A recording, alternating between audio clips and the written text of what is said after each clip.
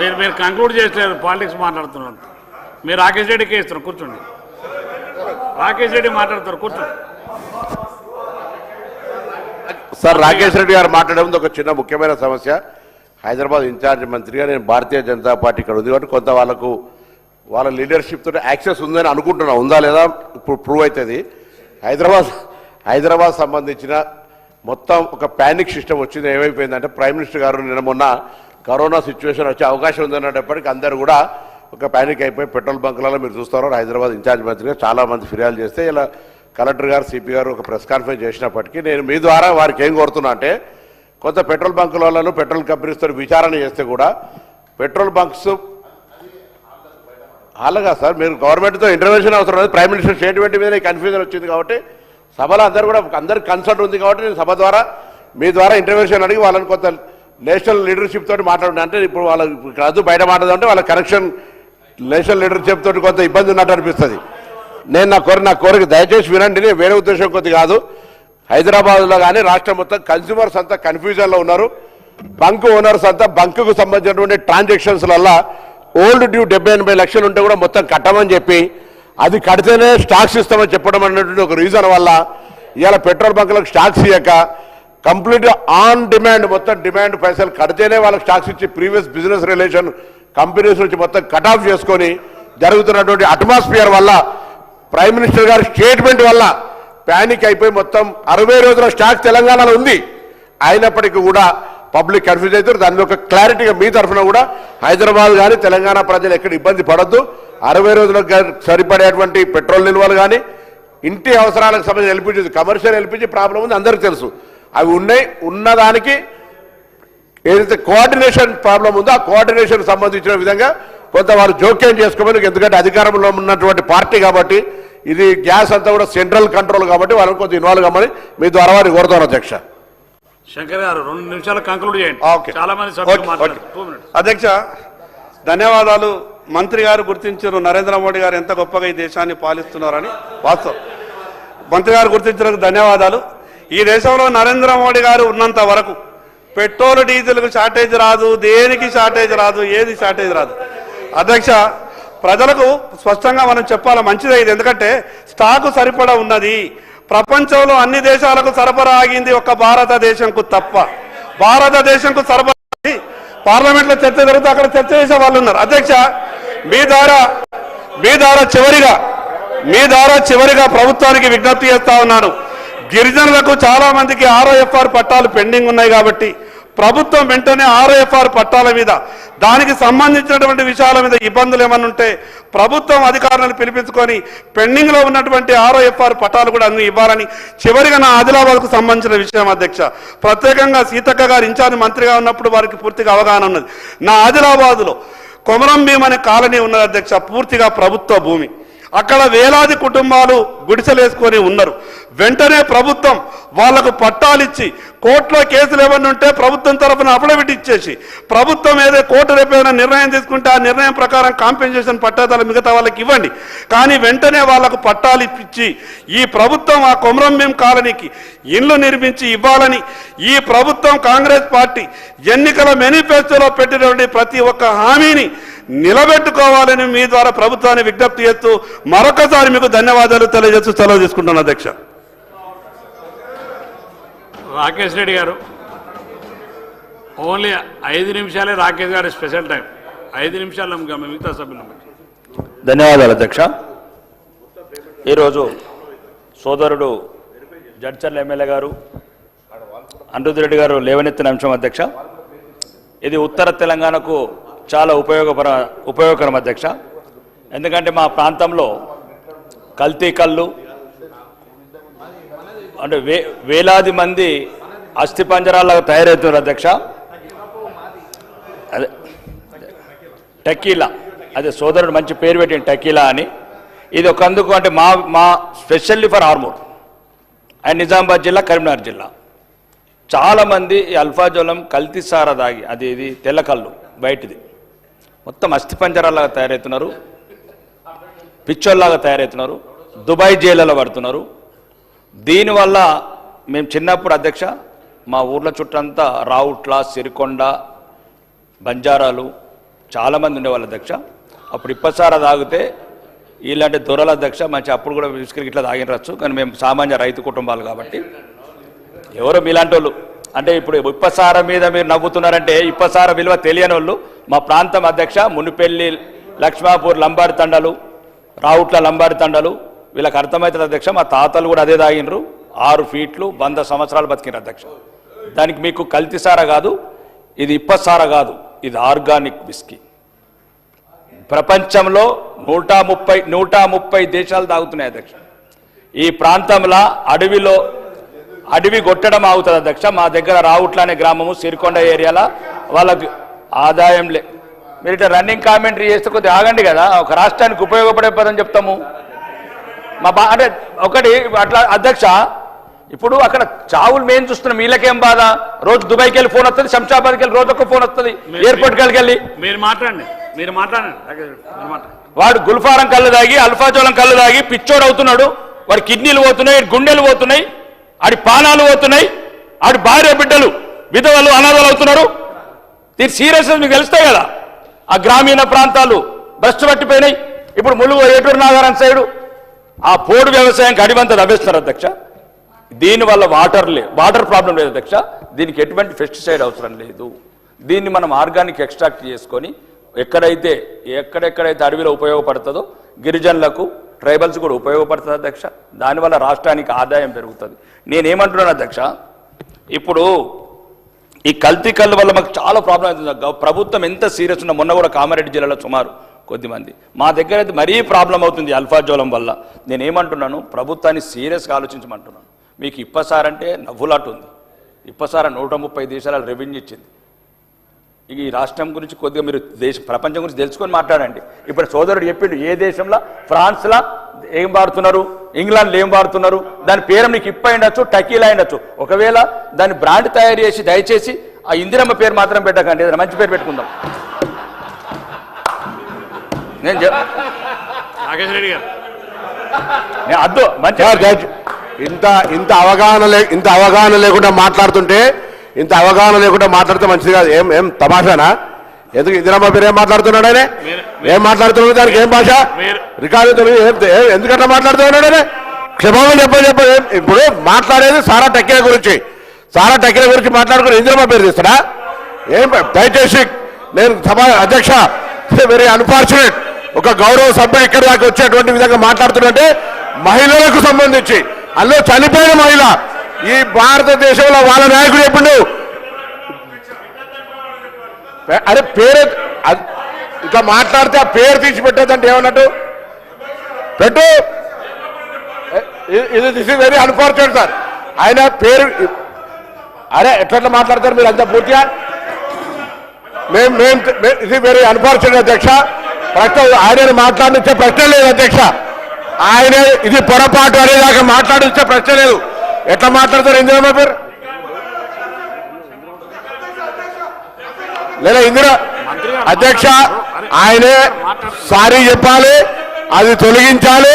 ఇందిరమ్మ పేరు అనేటువంటి ప్రస్తావన అది సారా టెక్నిక్ పేరు పెట్టద్దని మాట్లాడతారు. అయినా ఎంత అన్యాయం అధ్యక్ష. ఏం అవగాహన మాట్లాడుతున్నా, అవగాహన లేకుండా మాట్లాడుతున్నా? శ్రీహరి గారు వారు మాట్లాడుతున్నారు కదా. ఇందిరమ్మ పేరు ఎందుక? నువ్వు ఇందిరమ్మ పేరు ఎట్లా ఇస్తావు? ఎట్లా ఇస్తారు ఇందిరమ్మ పేరు? ఎట్లా ఇస్తారు? ఎట్లా ఇస్తారు ఇందిరమ్మ పేరు? Unfortunate, nothing doing sir. ఎట్టి పరిస్థితులలో ఆయన క్షమాపణ చెప్పాల్సిందే. ఇందిరమ్మ పేరు సారాకు సంబంధించి ప్రస్తావించినందుకు మా దేవత ఈ దేశానికి సంబంధించి వాజ్పేయి గారు ఉక్కు మహిళ అని చెప్పినాడు, దుర్గాదేవి అన్నాడు. అటువంటి ఆ పేరును వీళ్ళు కేంద్రంగా ఉచ్చరిస్తారా? ఏమైనా కనీస అవగాహన ఉందా? గౌరవ సభ్యుడికి అర్హత ఉందా? ఇదేం పద్ధతి అధ్యక్ష? దయచేసి నేను ఇందిరమ్మ పేరు గురించి మాట్లాడితే ఎంత అన్యాయం చెప్పండి.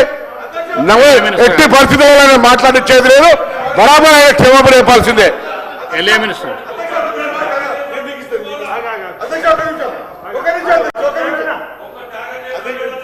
అధ్యక్ష, కూర్చోండి. గౌరవ బీజేపీ శాసనసభ్యులు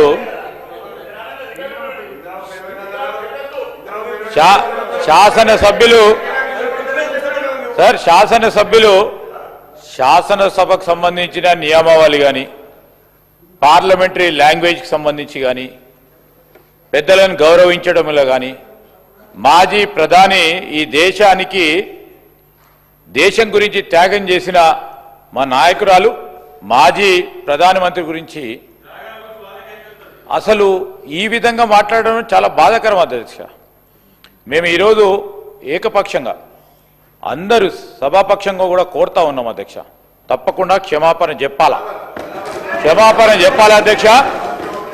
ఈరోజు మహేశ్వర్ రెడ్డి గారు బీజేపీ నాయకులు వారు కూడా స్పందించాలి. ఇష్టారాజ్యంగా అడ్డగోలుగా మాట్లాడుకుని ఇదేం ప్లాట్ఫామ్ అధ్యక్ష? ఇది ఏంది అధ్యక్ష?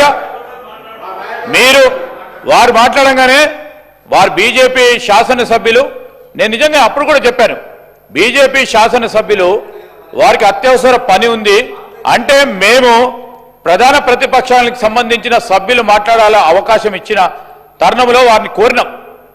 వారికి ఇస్తే మళ్ళా వీరు గారితే గౌరవ శాసనసభ్యులు అంటే మాకు గౌరవం, కానీ ఆ విధంగా మాట్లాడటం సరికాదు. తప్పకుండా క్షమాపణ చెప్పాల్సిందే, క్షమాపణ చెప్పి తీరాల్సిందే. ఈరోజు ఎవరి పరంగా గౌరవం లేకుంటే సభకు ఏ విధంగా గౌరవం దక్కుతుంది అధ్యక్ష? అరే ఎట్లా మాట్లాడతారా?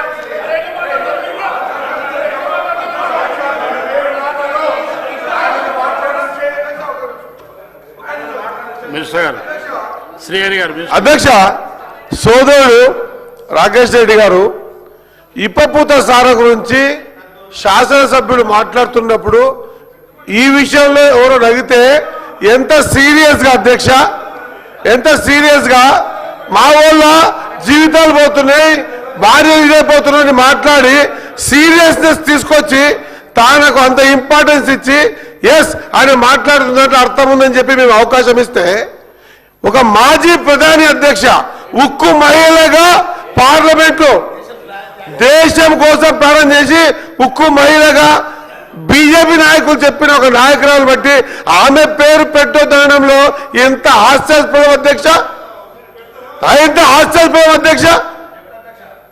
కాబట్టి ఖచ్చితంగా దీని పట్ల ఆయన క్షమాపణ కోరాలి. ఖచ్చితంగా ఇది వర్డ్స్ కింద తీసేసే అధ్యక్ష. రాకేష్ రెడ్డి గారు వాడినటువంటి పదాలు అభ్యంతరకరమైన పదాలు అన్నింటినీ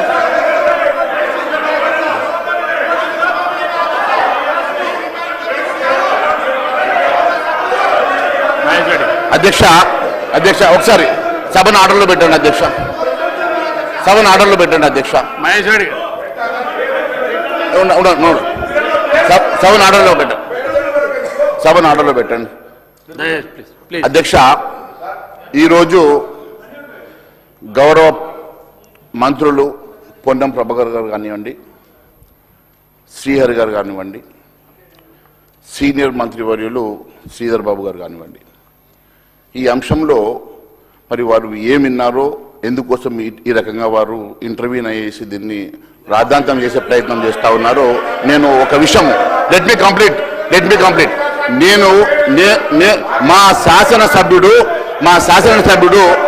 రాకేష్ రెడ్డి గారు మాట్లాడుతూ ఈరోజు ఒక నిమిషం లెట్ మీ కంప్లీట్ అధ్యక్ష, ఎక్కడ కూడా అన్పార్లమెంటరీ ఇక్కడ వాడలేదు. సార్ వారు నేను బీజేపీ నాయకులను ఎందుకు ఇంటర్వ్యూన్ కావని చెప్పడం జరిగింది అధ్యక్ష అంటే, ఈరోజు ఒక నాయకుడిగా శాసనసభ బీజేపీ పక్షాన్ని నిలబడి బాధ్యతగా ఈరోజు వారి తోటి శాసనసభ్యుడు మాట్లాడిన తీరుకు వారు నిలబడి ఏదో తప్పు జరిగింది అని చెప్తారు అని అనుకున్నాం అధ్యక్ష. మళ్ళా తిరిగి వారు ఏం మాట్లాడుతున్నారు అధ్యక్ష? వారు సమర్థించే కార్యక్రమం చేస్తూ ఉన్నారు అధ్యక్ష. ఏంది అధ్యక్ష ఇది? అరే ఏం మాట్లాడుతూ ఉన్నారు? మీరు పక్కనే ఉన్నారు, ఏం వింటారు అంటారు? పొన్నం ప్రభాకర్ గారు స్పష్టంగా విని మాట్లాడిండు, శ్రీహరి గారు కూడా స్పష్టంగా వినే మాట్లాడుతూ ఉన్నాం అధ్యక్ష. ఈరోజు మేము అడ్డగోలుగా స్వీపింగ్ రిమార్క్స్ చేయాలని అనుకోవటం లేదు. అరే ఏంది?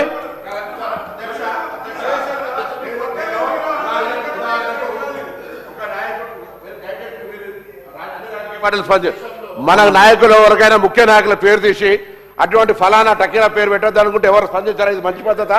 మా నాయకురాలు ఇందిరాగాంధీ గారు దేశానికి సంబంధించిన నాయకురాలు పేరు తీసి ఆ పేరు మాత్రం పెట్టద్దంటే ఇంకేం కావాలి సార్? మీది క్షమాపణ చెప్పాల్సిందే, నథింగ్ డూయింగ్. మేము ఆయన కూడా మాట్లాడే మీకు క్షమాపణ చెప్పాల్సిందే సార్. ఇందిరమ్మ పేరు తీయడం అనేటువంటి పొరపాటు.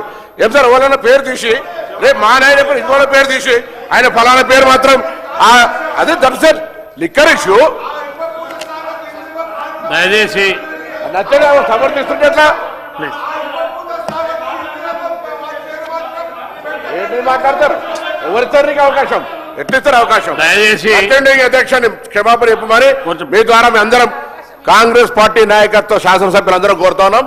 మా నాయకురాల్ని ఒక అనవసరమైనటువంటి అంశంలో పేరు పెట్టద్దని, ఇందిరమ్మ పేరు పెట్టద్దు అంటే ఏమన్నట్టు అధ్యక్ష? ఎట్లా ప్రస్తావిస్తారు? ఇందిరమ్మ టకీలా అనేటువంటి బ్రాండ్కు ఇందిరమ్మ పేరు పెట్టద్దానంటే అవమానపరిచినట్టు కాదు. ఇంకోటి ఇంకా ఆయన సమర్థిస్తుంటారు.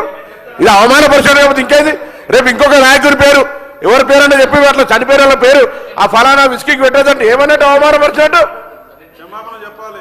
కూర్చోండి. దయచేసి సభ్యులందరూ కూర్చోవాలి ప్లీజ్. కూర్చో. రాకేష్ రెడ్డి గారు దయచేసి ప్లీజ్. రాకేష్ రెడ్డి గారికి మహేష్ రెడ్డి ఒక్క నిమిషం. ఎందుకంటే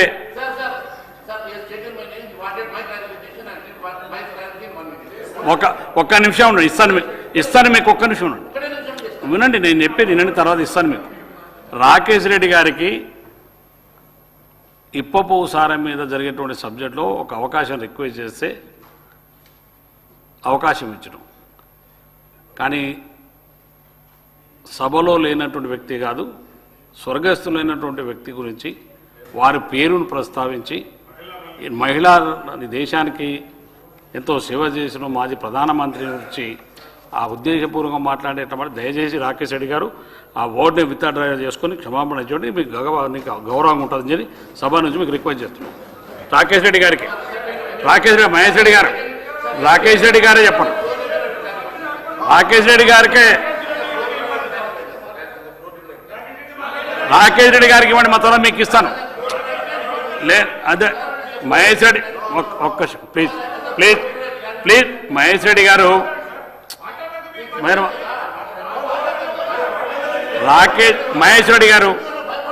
మహేష్ రెడ్డి గారు మీరు కూర్చోండి.